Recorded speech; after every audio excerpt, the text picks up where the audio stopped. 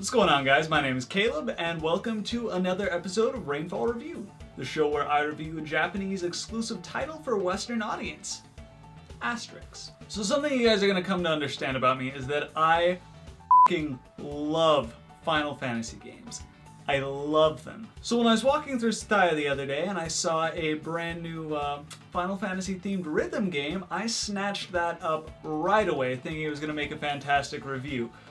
But unfortunately I found out after purchasing it that it's already slated for a US release, which kind of defeats the purpose of my show. But I figured it is still exclusive to Japan for about another month, and you guys might enjoy an early look at the game. So here's my review of Final Fantasy Theatrhythm Curtain Call.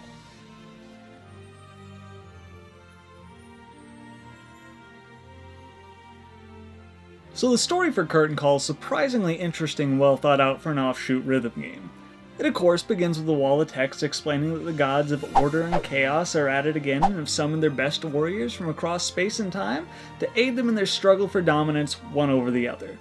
Only this time, rather than having them throw down in some awesome one-on-one combat displaying the mad fighting skills and determination to triumph over evil they were chosen for in the first place, a more non-violent approach has been agreed upon.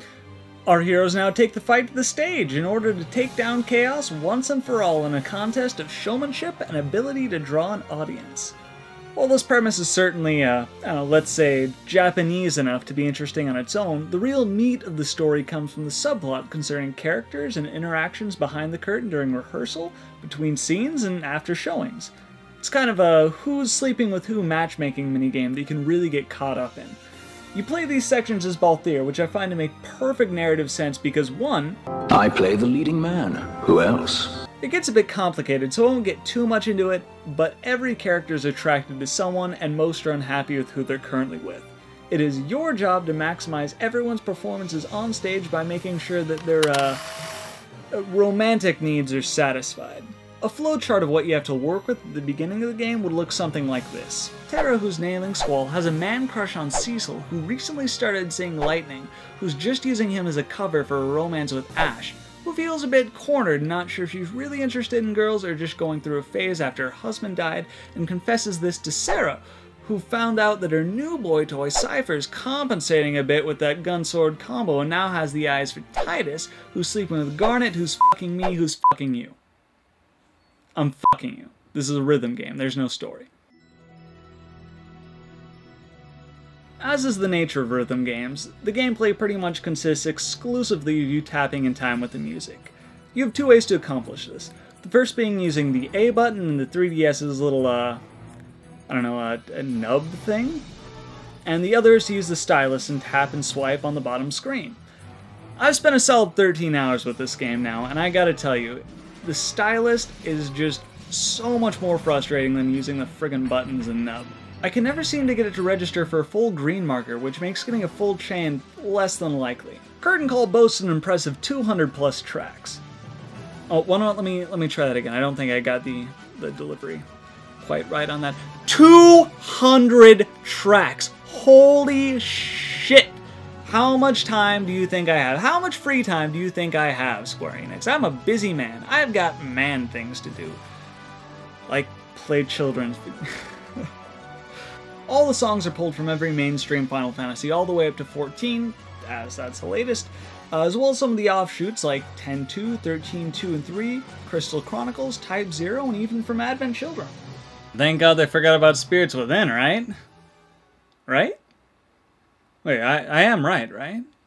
Wait. Well, it's safe to say if you got a favorite character or battle theme, you're definitely gonna find it here. I mean, check out these classics like FF3's Batoru Ich. Well, okay, how about FF4's Batoru Ich?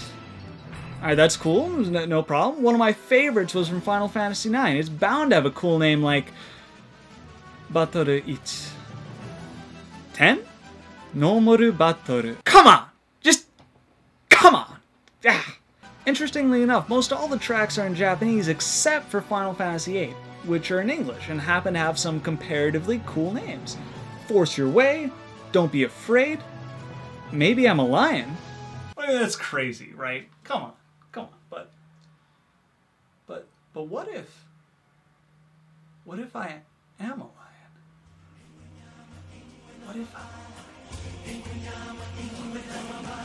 And to be fair, FF14's tracks are in English as well, but battle theme?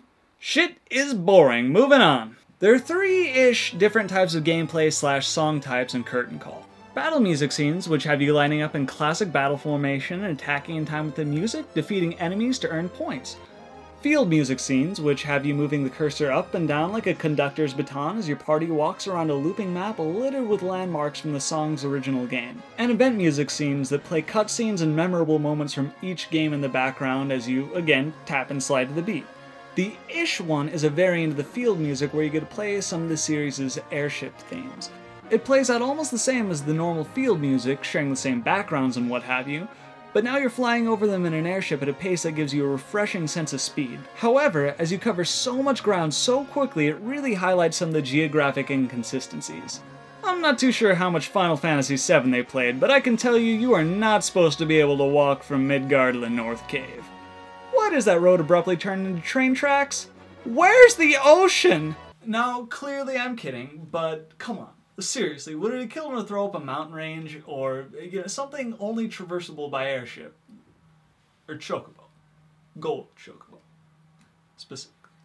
There are also a number of RPG elements that lend themselves to the game, like level ups, random item drops, unlock crystals for new characters, character skills, and even a stat boosting system that uses virtual trading cards, which all seem to make absolutely no difference. I swear to God, there's little to no difference between level 7 and 70. Most of the abilities are minor effects like more party health or lose less health when you mess up and get attacked.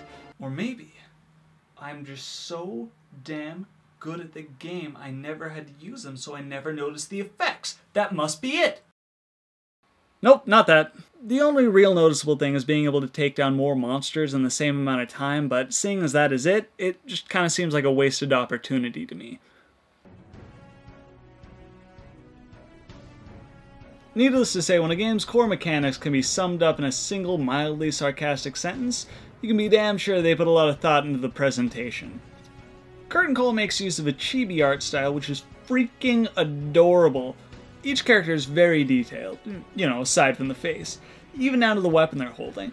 I was absolutely giddy when I saw Ash holding the freaking treaty blade and not some generic starting blade, like Vaughn has. Also, the range of characters is just as expansive as the music, totaling up at 65 with DLC characters available as well. This allows you to put together parties never before thought possible. I mean, sure, you could be generic and put Cloud, Squall, Tidus, and Arn together, but I prefer to take full advantage of this cross-space-time thing. For example, let's put FF13 Snow with 13-2 Sarah in a party with 10 Yuna and 10-2 Yuna. That way we get to see Sarah awkwardly explain to Snow why she's been spending so much time with that Null guy lately, and while they're distracted, we can see 10 Yuna bitch slap 10-2 Yuna right in her markedly less interesting face. Or in that same vein, how about a Cloud, Cloud, Lightning, Lightning lineup? Although I would recommend staggering them Cloud, Lightning, because characters as self-loathing as these would probably just use this as an opportunity to inflict bodily harm on themselves. Or Benjamin and wait, Benjamin? Where the hell did this guy come from? Oh, Final Fantasy USA, I see. Leave it to us Americans to name a protagonist Benjamin. Like my Final Fantasy names like I like my girlfriend's name. Foreign? Difficult for my mother to pronounce. No. Akemi. Akemi. No, I don't know where you're getting the J from, Mom. It's not Spanish. The music is really the star of the show here. Every song is made into the game in its original form, perhaps some decompression in some cases.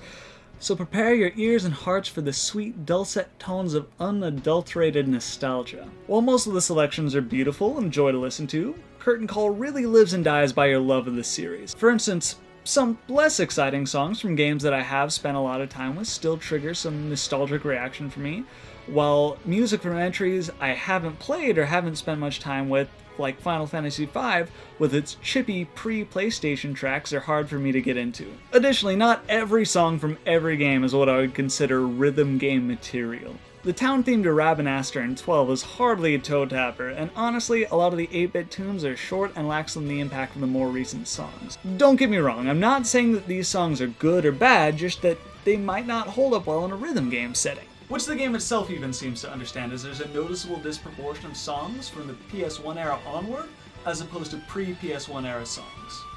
The fact that the music sounds its best is fantastic, if not expected. But what do you have to look at while listening to your bottled feel-good noises? The short answer is, well, lots. When playing battle tracks, you fight a variety of different monsters from across all games, and for boss tracks, not only do you get a special area based on the actual boss fight, you get to fight the boss as well. Or sometimes just Jenova instead. Honestly, as far as Japanese is concerned, it really doesn't matter for two reasons. One, as I said, it's already slated for a US release. You can play it in English, no problem. Just play it in English if you want. It's fine. And two, the menu icons are detailed enough to convey to you what you're selecting, and each of the songs has a, I don't know, pre-track, a preview, I suppose, before you select it, so you know exactly what song you're picking. I am of the mind that you could play this game with zero Japanese whatsoever. You don't need anything. It really, the music speaks for itself. So wrapping up, the amount of content here and the clear love for the source material the creators had while crafting this experience is blatant and makes it difficult not to see the value in this title. That, and on top of it just being a flat-out enjoyable experience, leaves me awarding it with my very first rating of this game is gold. So there's undeniably so much content for your money here, which is fantastic. The level of detail of the characters and the backgrounds and just the little things that, even if I poked fun at them a little bit, are just so much care put into it. The gameplay itself is standard and really nothing to write home about, but functions well and is enjoyable. And there's just a general awesome use of the license here that any Final Fantasy fan would appreciate. That being said, not all of the songs are ones that you're going to want to play repeatedly and don't necessarily hold up well in the rhythm game environment. That and I found playing with the stylus to just be cumbersome and frustrating, all in all not a good experience. Your experience may vary from mine, but that is how I felt. So yeah, that's everything. Import the game if you like, play it in your own country if you like. It's coming out pretty much everywhere except Australia. I don't know, guys, it might be coming out for you, but I don't know. I saw Europe and US, but that's about it. So last thing before we go is if you don't like Final Fantasy, what are you doing watching this video? Don't waste your time with this game. You won't care at all. At all. And the game gets a big old nope. Subscribe. Alright guys, thanks for checking out the video. Definitely subscribe for more reviews. If you haven't seen my first review on Sword Art Online Hollow Fragment, I got a link for it right here. Go ahead and check that out. Yeah, I got some social media stuff down in the description if you want to check that out as well. That's all for community interaction, all for you guys. And so yeah, I hope you enjoy, and I will see you when I put my next review up. And probably some videos in between, so look forward to those if you want to look forward to those. But yeah, in the meantime, I guess we're done here.